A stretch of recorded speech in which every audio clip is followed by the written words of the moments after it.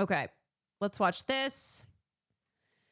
This is Taylor's video that came out a couple days ago on a bill that could erase LGBTQ content just in time for Pride Month. Marsha Blackburn and the Heritage Foundation's anti-LGBTQ censorship is back, now supported by OpenAI. So I want to watch this because I have Taylor coming on this week. So just to give us a little refresher or introduction to what we're going to be talking about. Big weapon to the government that can be whatever the government wants. And when that weapon targets speech and ideas, it's a real big problem. There is a terrible mass censorship and surveillance law in Congress right now that will not die. It's called... You talking to Boots tomorrow, right? Yes. 2:00 Pacific time. The Kids Online Safety Act, but don't let the name fool you. If you followed me for any amount of time, you know this law is actually an incredibly dangerous piece of legislation. Groups like the Heritage Foundation and other right-wing Christian fundamentalist orgs who have been spearheading this law, and senators like Marsha Blackburn have been trying to get this law passed since 2022. It kind of went away for a while, and now I'm sorry to report it's back. This week, The Hill reported that the White House is negotiating with lawmakers for a federal preemption of state AI policies in exchange for passing COSA. Now, the media is framing this as if it's some trade-off, but actually, this is just giving the AI companies everything they want. Again, if you haven't been following, This is poop and shit. OpenAI now supports COSA. You know who else supports the Kids Online Safety Act? Elon Musk, okay? None of these people actually care about kids' online safety, not Sam Altman. It's so funny. So Hassan has not seen I Love Boosters yet, and you know that Boots has been doing so much promotion. This man has been working overtime to promote his movie and get people to go to the theater to support it. Boots sent him a screener and was like, well, I would have preferred for you to watch it in theaters, but here's a screener. He said he saw it 2 nights ago. Yeah, because Boots sent him a screener. Unless he ended up going to the theater, but it was just fucking hilarious that Boots was like, here's a screener for it, but also would be great if you would go see it in theaters. And not Elon Musk, not any of these tech billionaires. Now, another thing that these big tech billionaires really want more than anything is federal preemption of state AI laws. There are a bunch of laws and lawmakers in states across the country that are seeking to put restrictions on AI technology. And Sam Altman and these other billionaires like Elon Musk don't want any of that. So if you read the media, it sounds like they're going to sacrifice something by passing these kids' online safety laws like the Kids Online Safety Act in exchange for getting this federal preemption. But the thing is, there's no sacrifice happening here. Again, OpenAI and Elon Musk support the Kids Online Safety Act. So the media can frame it like, oh, well, I guess these big tech companies are going to have to make some hard trade-offs. We're finally going to crack down on child safety. When none of this is about child safety, the Kids Online Safety Act certainly doesn't protect children. It is a mass surveillance and censorship bill that will only entrench the power of Sam Altman, Elon Musk, etc. So it remains to be seen how these negotiations will go. Marsha Blackburn is leading the negotiations with the White House. Again, Marsha Blackburn, who said that we need to pass COSA to eliminate the transgender in society. And if Donald Trump caves and starts supporting COSA outwardly, it's not a guarantee that the law would make it through both houses. There's still one version of the law in the House and one version of the law in the Senate. The Senate version is worse, and they'd have to reconcile that. But I do think we're getting closer and closer to passing this dangerous law. So for a little refresher, I thought this week I would rerun a conversation I had last year with Ari Cohn, one of the top First Amendment lawyers in the country, who's been doing great work educating people on this law and the downstream effects that it will have. So here's my conversation with Ari. Thanks for having me. I feel like you and I have discussed COSA before on this very podcast, I think. Too many Boots times. Is going on the, okay, on so stream. This law sounds pretty good, I think, to a lot of people that don't know what's going on. Why is it so dangerous? Walk me through kind of the biggest reason why COSA is so harmful and will lead to such censorship. So the law includes something that's called a duty of care, and it requires social media platforms basically to protect people against certain kinds of harms like anxieties, suicidal ideations, eating disorders, things like that. That requires platforms to look at content and say, this is going to cause someone harm. And if it is, what they're going to do is they are going to stop kids from seeing it because they could get in trouble if it causes some kind of damage, or even the government thinks that it might. So I want to give people a concrete example, because when you say it requires the platforms to prevent showing harmful content, that sounds good, right? Give me an example of how that might play out in a negative way. Because I think the biggest issue here is that platforms, what someone considers harmful content, especially under the Trump administration, is LGBTQ content, right? That's exactly right. And this duty, it applies to the design features. So say the content recommendation system, the algorithm that provides you what's on your feed. Take the example you just gave, LGBT content. There is a contingent on the right that thinks that kids are turning trans just because they read things on the internet. Say the Attorney General of the United States sends a letter to Facebook saying, this is harmful material for children. What's Facebook going to do? They're going to tailor the content. Which is obviously such an absurdly stupid point, but it's like, okay, if kids are turning trans because of what they're reading on the internet, then why aren't more kids trans? It's true, though, I'm trans because of the brainwashing. Well, why aren't more of us trans? why aren't more of us? Why aren't all of us LGBTQ? You know, we're all on the internet. We're all reading things on the internet, right? Instructions not clear.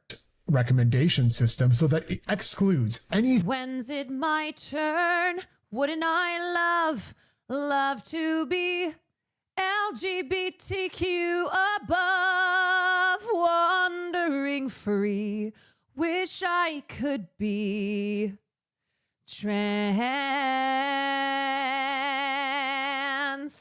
That's what this song is about. Thing related to being transgender whatsoever, because that is the safest thing for them to do, so nobody can say you're causing kids harm, which means you're not going to see any trans related content if you're a minor, which means if you are trans, you might think you are all alone. You are not going to be able to find support, community, resources, or anything like that in the way that I, as a little gay kid in a religious Jewish community who had never even heard of the fact there were other gay people, was able to find support and community on the internet when I was a kid. Yeah, or why don't trans people turn straight, since they're reading a hell of a lot more about straight content? We're basically going backwards. Yeah, because and straight content especially is I think to erased. do it at this time when we Straight know content is other being stuff that's erased. considered harmful content is reproductive justice content, information about women's health care, anything about women's issues, civil liberties, social justice issues. These are all considered sort of harmful content, anxiety inducing. And what's harmful content will grow and change and morph with whatever the subjective values of the person doing the determination is at any given time. Yes. And Republicans should probably beware as well, because when Democrats get elected into office again, should they ever decide they want to win an election, what's going to happen? They're going to target stuff that the right likes and say that's harmful to minors. What we're doing is handing a weapon to the government that can be whatever the government I'll be in jail wants. forever and then. when that weapon targets speech and ideas, it's a real big problem. Well, let's talk about some of those problems, because everything you just said, I think, again, to people sounds great, right? Like all they hear about all day is the harms of these platforms. And obviously these platforms do a lot of really nefarious bad things. But this law, I would argue, is really dangerous and bad. Number one is the censorship, right? Like this is essentially a coded censorship bill. So can you sort of walk me through how that sort of like duty of care could be weaponized to silence speech? Quite easily, in fact. First of all, the original version of COSA didn't revolve around quote unquote design features. What it did. Yeah. So this concept of harmful content is very subjective. So even if there's a piece of like harmful content that you go, well, that is harmful. That is, you open the door here, and the consequences are incredibly dire. It's really bad. It's really, really bad. And this is how they're getting people, though, because they wrap it all up in moral panic language. They will point to something that it's like, everybody hates that, right? Like pedophiles on the internet. Okay, well, that's not even what these bills are designed to fight against, nor would they effectively be able to. And then people think like it, you know what it is? It's still institutional trust. It's still not comprehending that the government has a vested interest in censoring speech, in classifying so many things as harmful content. You know, I think even with people who are left of center, I think there's just still not this grasp on the fact that the government really is coming for any and all dissent, even the slightest, or anything that is like perceived as a threat. Was it imposed a duty of care to prevent and mitigate those classifications of harm? And that initially drew criticism, including from me, because a duty of care means platforms, first of all, they have to figure out how users will reasonably react to certain content. And the problem with all of these kids bills so far is that they treat minors as a monolith. They treat them as a big group that all have the same interests and the same mental state, the same capacity, and it requires them to treat them all the same. But different kids, particularly with respect to, say, a 14-year-old versus a 17-year-old, have different reactions, different experiences, different ways they manage and cope with different content. And even within the same age range, I actually think it's the fact that there are plenty of straight trans people also knocks this entire bullshit point, because conservatives will be like, oh, once somebody goes down, you know, once a child goes down this path, then they don't stop, right? Like then they're everything. It's why they use the like kids eating out of litter boxes in classrooms, because it's such a ridiculous visual, but also they point to that as like, yeah, the slippery slope of like, maybe you're just gay now, but it's the slippery slope.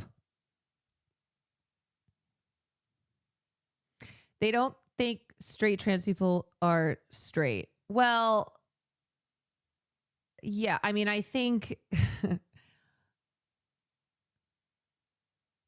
I think obviously it's because they also just don't understand what it is to be transgender. different kids are different. They have different life experiences. They don't all react. They don't view trans people as people. To content in the same way. So how platforms are supposed to figure it out for kids as a whole, I don't know. The alternative is that social media platforms have to be each kid's virtual psychiatrist. And if you don't trust social media companies to be taking care of kids in the first, it's why they'll like get angry finding out someone is trans when they didn't know that before, because the we can always tell crowd, right? We can always tell, except you can't. And also then you show how clearly deranged you are in getting upset when you find out someone is trans that you didn't know was previously trans. Place. I don't know why you would trust them to do that. Either way, it's an impossibility. So what results from that is that platforms have to basically restrict for minors everything but the safest content. When you say safest, like what does that even mean? That's a great question. I don't know. Basically, like the content that would not even set off a reaction in even the most sensitive kid. And that's basically nothing. And we've been here before. Parents have tried to sue broadcasters, video game makers, the makers of Dungeons and Dragons for quote unquote harming kids. And the courts have all rejected the duty of care on First Amendment grounds because they've said that would basically restrict allowable speech to the most sensitive members of society. So what did the COSA sponsors decide to do? They made it, instead of directly about the content, they said, okay, this is only about design features. And to some people, that would seem to make sense. But let me read you again. Take reasonable care in the creation and implementation of any design feature to prevent and mitigate, say, mental health disorders, including. Also, I think I'll finish this video and then do some gaming after, for anyone who's wondering. Anxiety, depression, eating disorders, substance everybody. use disorders, and suicidal behavior. So take infinite scroll, because that's usually cited as one of these design features. And just infinite scroll means basically a feed that continues to refresh. Right. So I'm not sure how infinite scroll, if you don't consider the content at all, could possibly cause an eating disorder. It would always have to do with the content that is displayed. And also, the fact of the matter is, Twitter's feed, Facebook's wall, what have you, those are all also design features. There is no way to mitigate against these harms that they're Hold on, actually. very content-based harms without considering the content, because features don't do anything to kids at all. They're just there. Let's kind of put this a lot more in layman's terms. What you're saying, and correct me if I'm wrong, is they've tried to sort of reform this bill, which was essentially, it sort of fell off the map initially because it was very obviously a censorship bill. Now they're back saying we're not regulating the content, we're regulating these dangerous features, like keeping kids scrolling forever and these dangerous design features. And this is what you hear also from these groups that I deeply disagree with, design it for us. And they're it's the features that are the problem, not the content. But as you're saying, you can't really decouple the two, because a feature in itself isn't inherently harmful. It's the content that it's delivering that is being litigated. I always tell people, if we were in a situation where social media presented nothing but educational content and funny cat videos, and kids were staying up late at night under their comforter, unable to sleep because they're too busy learning from social media, and they were sleeping too much during class because they were up late all night learning, would we have this same panic? No, we wouldn't. It is all about the content, and they barely try to hide it, and now they're trying just a little bit, and it's still completely insufficient, because really what they're going after is the content. And if there's one, they don't care kids are online. They care that they are able to access content that they don't want them to see. One thing that the First Amendment doesn't allow, it is the suppression of content just because the government finds it objectionable or harmful. And that's what this bill does. And it gives the government a ton of power to decide for everyone. Yes, and going back to what I said, people still have too much institutional support or trust. They think that the government dictating harmful content, that is objectively harmful content. Therein lies the problem, where people go, oh, they're trying to protect kids against harmful content. But you have to look at the definition of what they are. The definition of harmful content per what the government has designated. And then you also have to read between the lines or look beneath the surface of, a headline that's framing it this way. They don't care about kids being online, and they don't care about protecting children in a way that's actually beneficial. What that harmful content is. If you're watching this video and you like my work, please support me on harmful Patreon content. via the link below, or buy a paid subscription to my tech and online culture newsletter at usermag.co. That's usermag.co. I don't have any long-term brand partnerships, and a lot of my content is effectively demonetized. I've lost major brand deals for speaking out on certain issues and for challenging power. As you can imagine, advertisers are not exactly eager to work with somebody who covers a lot of the topics that I cover and talks about the things that I talk about. Ada Palmer is one of my favorite people ever, PhD historian. She talks extensively about censorship throughout history.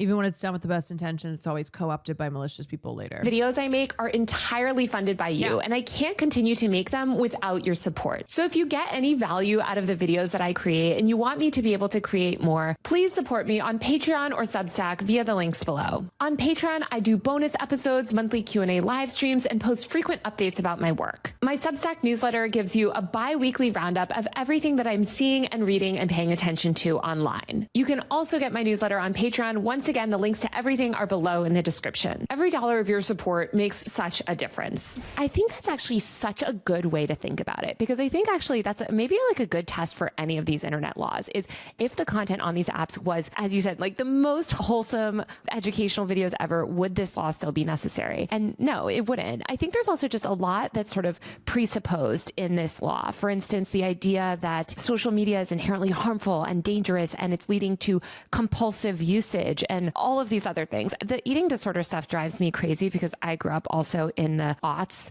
where when I was a kid, like all we had were these magazines that promoted the most blatant eating disorder. Like the entire media promoted eating disorders. And in fact, we have the body positivity movement because of social media. And young girls today especially are exposed to more diverse body types because of the internet. And yet we see this sort of trope that the internet is leading kids into these things. How soon we forget even very recent history. You know, there's also the quote unquote addictive feeds issue. And I am not sure if these people are consumers of any kind of media, because the entire purpose of media is to keep your eyeballs and your attention. And that's why we have cliffhangers at the end of episodes. That is why we have, say, commercials that tease episodes and automatic play of the next episode. It's because the entire purpose of media is to keep you watching. And like, if you try and say that is inherently a bad thing, then where do we go from there? Because what you're saying basically is that addiction to ideas is a thing. I don't want to live in a world where that is a legally cognizable thing, because that is terrifying. It's even worse than that too, because they're not just saying that like you're addicted to consuming information and entertainment or whatever, which is absurd on its face. Like you said, it's like you're addicted to reading. It's also addicted to communication. I think of Tristan Harris, who I deeply disagree with,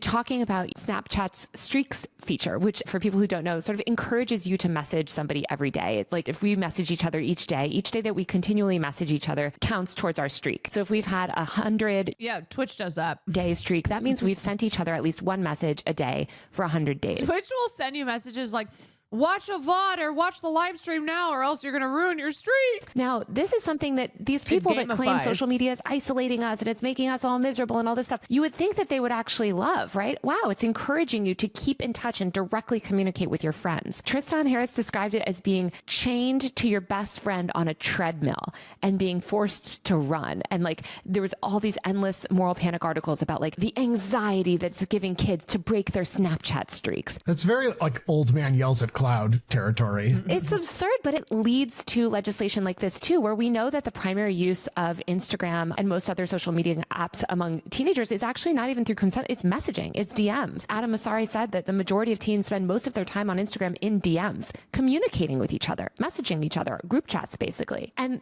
that's what we're telling them is so like negative, and it's like you're addicted to communicating with your friends. It just reminds me of the moral panic over telephones and landlines, and like the woman is talking on the phone for too long, you know, and it's going to destroy her marriage or whatever nonsense they were pushing back in the 70s. Some of y'all need to get those streaks up.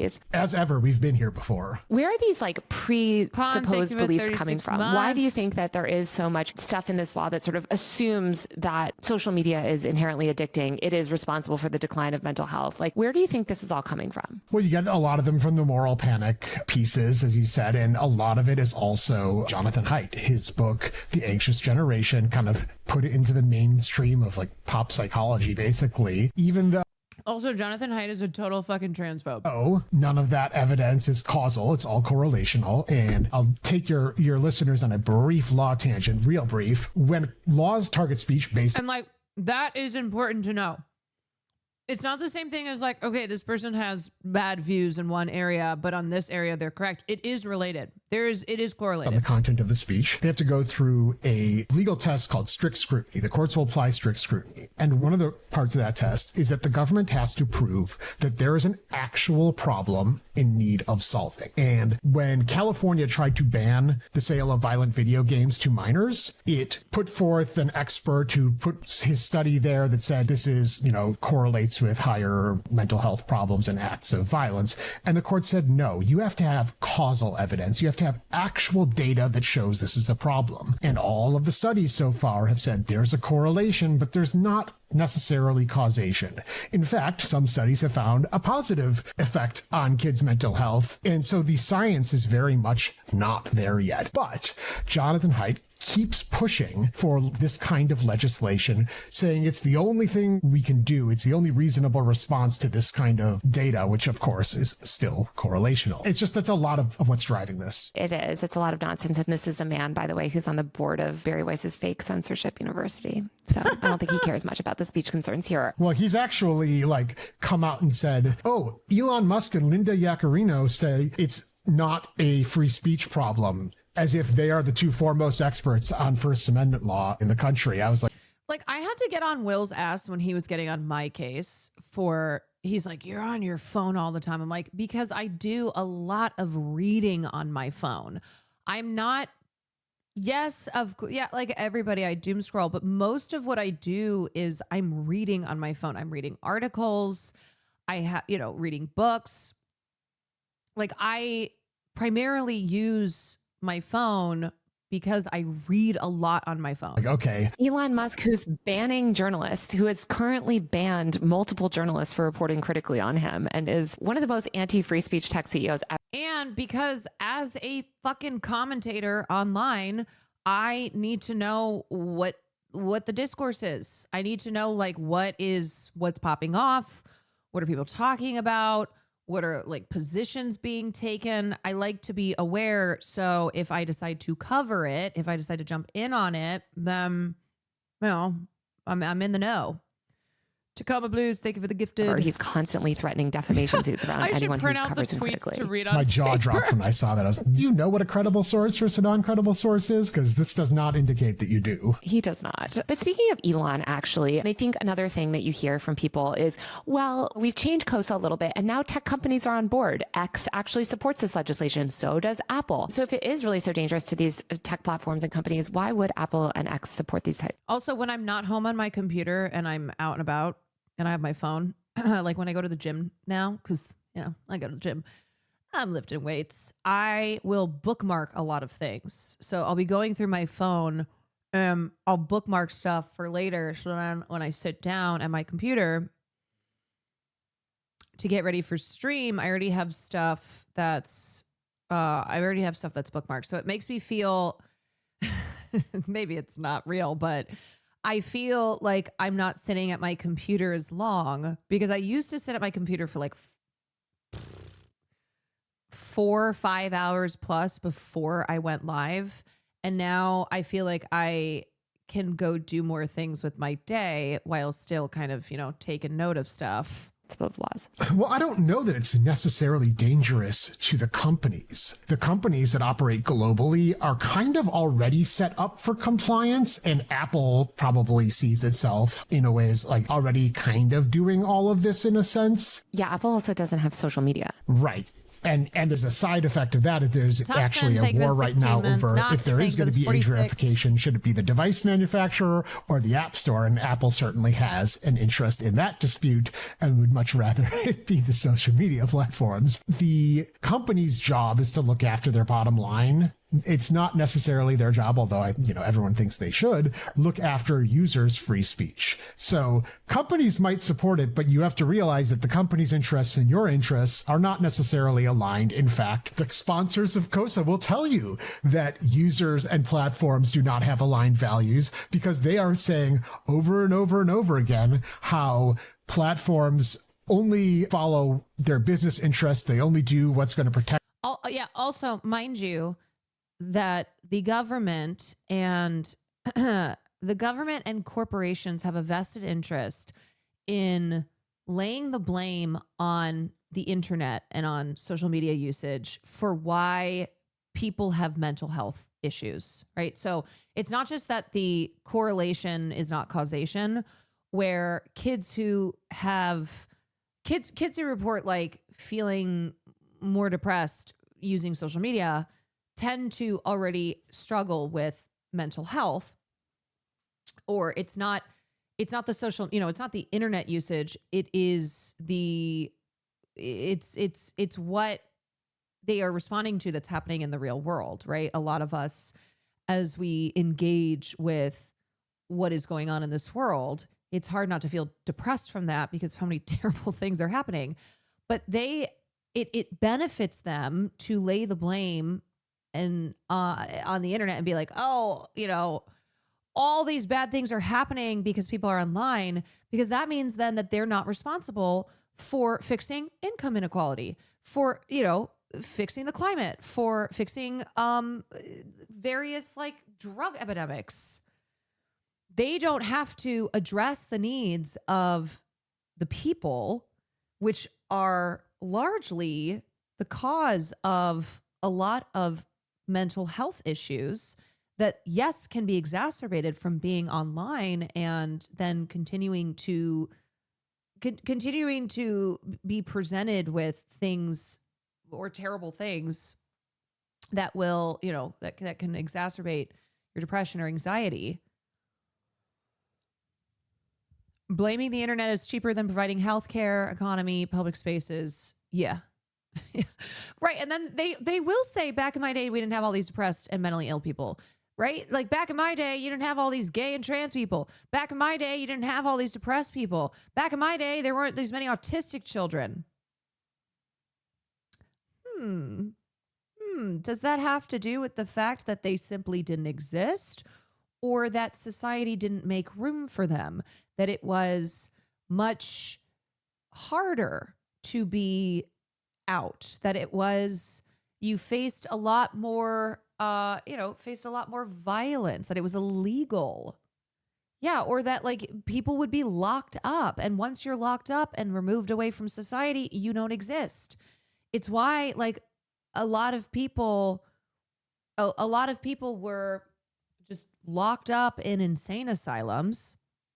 Whereas today, it might be that they're suffering from like an anxiety disorder where you just lobotomize them and then call it a Tuesday. Their bottom line, which, by the way, means that, yeah, of course they're going to over-censor, because their bottom line says you have to be cautious or you're going to get hit with a giant lawsuit by the attorney general or something. And so the sponsors are kind of speaking out of both sides of their mouth, saying platforms are only motivated by their business self-interest, so that's why we have to do this. And then they say, oh, but it's not a free speech problem. Platforms aren't going to over-censor content, even though their business interests will be to over-censor content. And not that any of these people have particularly told the truth about this bill from the get-go, but... Right. I mean, I think this bill and others like it are framed as cracking down on big tech, but it's not cracking down on big tech. It's cracking down on speech of users, because big tech, as you said, they don't really care that much about free speech. I just did another video on this law in Texas, for instance, that would censor content about abortion online. Like the platforms are like, fine, we'll go along with it. We'll censor it nationwide. Content. We might as well, just to be compliant, like you said, and not jeopardize our business. And so there's not really any sort of advocacy group looking out for users in this situation. Well, Fire is looking out for users. Other than Fire, our one savior here, there are some organizations. There aren't any companies that are. There aren't any companies doing it. That's for sure. I want to just sort of like run through a few other ways that this bill is harmful. So you mentioned the duty of care. The duty of care is problematic. There's no science behind COSA's primary claims. And there's this idea of the carve-outs. And they say that carve-outs fix this First Amendment problem. And they even say, I guess, in this text of the bill that it's not a free speech issue. Don't look here. The bill's stock language says that viewpoints are protected. So can you talk a little bit about this? Yeah. So first of all, that's entirely a fig leaf, because the sponsors know damn well what the operation of the duty of care and the rest of the statute is. They know what platforms are going to do to cover their asses for business purposes. They're saying, oh, speech is protected and you don't have to take it down or censor it, knowing that the platforms are going to do that because it's in their best interest. It is entirely disingenuous. So some of the other ways, you have the default settings. So the minors have to have the most restrictive settings enabled by default. Of course, platforms have no way of really knowing which user is a minor or not, unless they do what? Age verification, which is a huge security and privacy nightmare, not to mention another free speech concern. But say platforms say we're not going to do that. What are they going to do? Everyone's going to have those most restrictive default settings so that the platforms don't get in trouble. It might not seem like a big deal, but first of all, anyone who's tried to play with the social media platform settings know how much of a pain in the ass it is to actually find anything. And second of all, there are a lot of these bills in the states, and I would not be surprised to see it introduced into COSA at some point, that talk about how parents... Also, parents can get around that, okay? If they want their kid to be on the phone, if they're like, I don't have time for this. I just need you to be on your phone. They can easily get around that. So one of the major points here of, we need age verification to prevent people under 16 from being online, from accessing these sites. Parents can get around that. So then what? And then look at who is actually most being affected by have to that. provide consent if a minor wants to change it. I think right now COSA says users under 13 have to have parental consent, but most platforms don't allow users under 13 on the platform anyway because of COPPA, which is an entire other barrel of evil monkeys. So kids are going to be by default, or potentially everyone by default, is going to be restricted from contacting other people or posting publicly, things like that. Or platforms are going to have to infringe on all of our rights by providing age verification. COSA also gives the FTC the power to issue guidance regarding the best practices in providing minors and parents with the most protective level of control over safety, and provide additional tools that allow parents to address the harms to minors that the bill specifies. That gives the FTC a whole lot of power over what people get to see, read, and hear on social media, because in practice, if the FTC issues guidance saying this is how you best protect children, which first of all is nowhere near the FTC's zone of expertise whatsoever, the FTC basically gets to be the internet censor. And wouldn't you know it, Andrew Ferguson, the chair of the FTC, is currently engaged in this fishing expedition. He asked for public comment regarding social media, quote unquote, censorship by the platforms, as, you know, basically looking for pretext to find some kind of competition claim where it really is a speech issue. And if you haven't looked at the past, 100 days of Trump administration and think, oh, Andrew Ferguson's not going to use this to go after content he doesn't like on the internet, then I just don't know what to tell you. It's not even a question. It's not even almost. This is so true. The people smugly gloating that young people will just have to find something else to do in response to the social media bans are usually the exact same people who seethe with anger and make reports about loitering whenever they have to share public spaces with teenagers. I cannot iterate enough just how much these people hate children, teenagers especially. It's the bitter, twisted root of so much. Absolutely. The same ones who are like, ooh, these teens are up to something. They're plotting something. Why are they standing around? Why are there more than 2 teens gathered here? Gotta call the cops. Well, certainly, it is certainly going to happen. I think of also the Heritage Foundation, which is obviously the architect of Project 2025, and said outright, this was reported in Tech Dirt as well, we will use COSA to censor content about reproductive justice and other things. They have told us who they are. We should believe them. And yet these Democrats are really helping to push this forward. I mean, Schumer's on board with COSA now. So I guess I'm wondering, why is this such a bipartisan bill when we know that the right has explicitly said we will weaponize this law in the worst way that you can imagine? So first of all, there's a politics issue of it being very hard to say I oppose something when it's quote unquote for the children. There's a reason why people do that, because it makes it politically costly to say, no, this isn't the right way to do it. But I think more fundamentally, that's why moral panic language is always about protecting children. Satanic panic of the 80s, got to protect the kids. Kids are being inducted into these cults of Satanists. I think that some people are deluded into thinking, oh, either no, that could never happen. Nobody would be brazen enough to do that. Or the courts will sort it all out and they'll say that the government can't do this. What the fuck? My local mall banned kids under 18 from being there without a parent. Kids these days are already lacking in third spaces. And then in the few that are available to them, can't be there under 18. Or if they are there, then adults are like, why are these teens loitering? They're up to no good.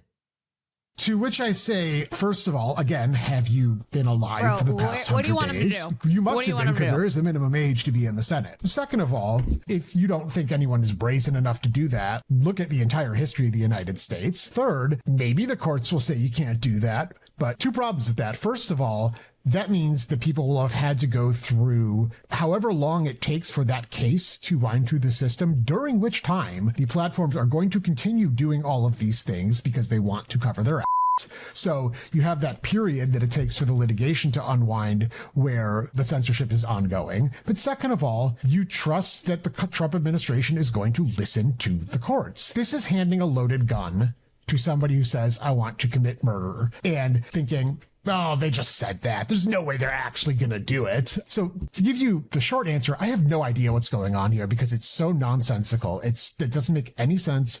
It is fundamentally terrible idea. I think also what we forget is how vast the internet is. And I mean, this has come up actually also in the discussions of Section 230. But when we think of social media, we think of communication platforms, we think of Instagram, TikTok, Twitter, the main ones. But the internet is massive. And there are so many niche communities, especially recently, as we've seen sort of the rise of alternative platforms that sort of challenge this tech duopoly that we have with Meta and Google. How would COSA affect them? Because I'm thinking of like these small forums, for instance, for body positivity or substance abuse help, actually. It seems like they would be targeted in this legislation as well. Yeah, and there was a version, the House version last year tried to do a thing where it applied to only like extremely large platforms. That's not in the introduced text this time around. It creates compliance costs and risks. And like you said, as with Section 230, big platforms could live without it. Small platforms would get absolutely demolished with the potential liability. This creates a lot of liability here. And you think of some of the niche communities that might be around disfavored content, say a message board for LGBT people. If you don't think that those are big enough for people to go after, well, again, I got, a bridge to sell you in Brooklyn. Like, they're going to go after it because they've said they're going to go after it. And it's going to probably cause a bunch of sites to get shut down. I think the LGBTQ thing is so important and the mental health stuff. There's basically no way to host a community or a forum or support group online talking about this stuff without it being targeted by COSA. When you look at what the government considers harmful to children, it's information about LGBTQ rights, as Marsha Blackburn said just last year about COSA, right? We need this law to eradicate the transgender from the internet or whatever. She thinks Instagram's turning your kid gay, but there's no way to talk about mental health. If your whole thing is to stop any sort of content that might be harmful for mental health, that includes support groups that actually help people with mental health, because you have to sort of talk about some of these thorny issues, and there's no sort of agreed upon ways also to handle some of that stuff. So it seems like the effects would be so wide reaching in ways that I think people aren't even considering. Like, their hatred of Meta and Google is so strong that they're not even thinking about the rest of the internet, which is vast. Two things to that. First of all, yes, it's so broad and vague that it can transmogrify into basically whatever the government wants it to be. But second of all, and related but also unrelated, if people say are going to Meta for information about, say they want to be anorexic or something, they're looking for pro-anorexia content. Included in the content they find is going to be anti-eating disorder content, because the people who combat eating disorders specifically try to infiltrate, use the same hashtags to try to pull people away. In addition, Facebook is probably going to say, hey, you're looking at harmful content, you should think twice about this, and do like little nudge interventions. If Facebook is now saying, nope, we're just going to block all that content, what are people going to do? They're going to go into Google and search for it, and they're going to find a website that doesn't do that. And they're much more likely to find very harmful content there. So we're pushing kids into the darker corners of the, as you said, very large internet, where if you think Facebook is doing a bad job, I can promise you there are sites that are doing a worse job. And they're not necessarily like social networks. They're just sort of like these websites that provide very dangerous information. You could be radicalized by them. I mean, I spent a lot of time on GeoCities when I was younger, and all the weird pro-Ana like circles back then. That was like, what a time to be alive. I know, but it was such a different internet. But that whole infrastructure still exists. The eating disorder problem, in my opinion, is so much bigger than social media. This is a society-wide issue, and I feel like that's the problem. You're not gonna stop the culture of eating disorders by banning content or like banning people off the internet. With all of these things, like, we're trying to take shortcuts. Yes, they want to blame social media for it's shortcuts and it's easy solutions or these much bigger systemic gifted issues without ever addressing the bigger systemic issues in society. It's because a these issues existed long before social media ever did. The problem is humans. It's not social media. Right. And ultimately the internet just sort of is a connector of humans, right? And that seems to be what they want to target. As if talking to each other less is like the thing that we need to do, right? Which is ironically, I think, what this will lead to. I think of this as well, of like, it's stigmatizing communication. It's telling kids like you're getting addicted to communicating with your friends at a time when they're also doing all this moral panic about the loneliness epidemic and how lonely children are. Kids are trying pick one. You can't have both. Yeah, and kids are trying to connect online. I guess, what would you say to people that are like, well, this is all different? They've been hoovering up all the crazy conspiracy theories about Meta and Google and whatever, and they're like, well, these algorithms are fundamentally evil and bad, and we must do something. And yeah, this law isn't perfect, but, you know, we've got to protect the kids somehow. Well, what I'd say, first of all, is that the algorithms are generally more of a mirror. Also, age verification systems are very expensive. They require a lot of resources, which means that only the biggest tech companies will be able to do that. And it's also to their benefit. Like, they want to have all the data. They want to have all of our info, more than they already have. So indie platforms, nonprofits, you know, the small companies will not be able to shoulder the resources that are needed to host these verification systems, and expensive regulatory barriers keeping new competitors out. Yeah. So now it only gives more power to big tech. Than anything, it shows us what it thinks we want to see based on what we have seen. But more fundamentally, I would say to them, people thought television was different. People thought radio was different. People thought comic books were different. People thought video games were different. It always seems like it's different and scarier, but it's not. When my parents were growing up, people were freaking out about the effects of a TV in the household. It'll rot kids' brains. They're gonna spend all day in front of the boob tube and whatever. By the time I was born, America had figured out a way to integrate television into the home in a way that is more or less vitiated the concerns that people had previously had. We are in the period right now where we are still figuring out how to integrate social media into our lives. In a generation, we will look back and this will all seem very, very stupid. Just like it seems stupid that people tried to go after comic books and video games. Like, we're going to look back and say, oh, well, now we know how to use this in a way that causes fewer problems. We're going to get there. We're in the process of getting there.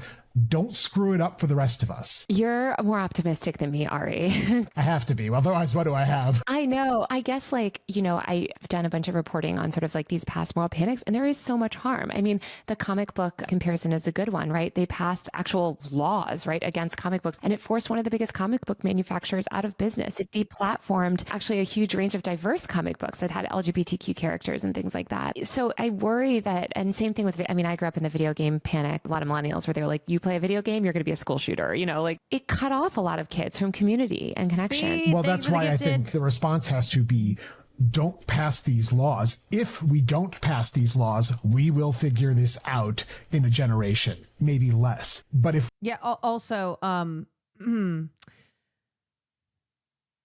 the whole social media bans won't work is not only something that they don't care about it working or not, but also is actually good for the government, because then they get to justify even more restrictions, because they're like, well, this isn't working, so we got to go even more draconian with it. We're going to experience the same harms that we experienced with the other moral panics all over again, and we will. Fun fact, there was a moral panic over chapter books when they first became widespread, so there's been a panic over every new form of media. Every single time. Every time. There is no new technology, no new form of media, no new form of communication that has not resulted in a moral panic. And done it to ourselves. And we will have real systemic harm. I mean, it really caused actual harm. And we know, too, that there was that recent study that came out that found that kids that have smartphones actually are happier, again, because they're in communication with their friends. They're able to connect with their friends. And it's harder and harder, I feel like, for kids to find that connection. And so I hate to see it stigmatized in that way. Awesome, Ari. Well, thank you so much for your time. Where can people continue to follow your work? You can find me at Ari Cohn on Twitter, aricohn.com on Blue Sky. You can follow the Foundation for Individual Rights and Expression, FIRE, at thefire.org and thefire.org on Twitter. Yeah, I think those are the main places. Thank you so much for chatting with me. Thank you. My pleasure. All right, that's it for this week's episode.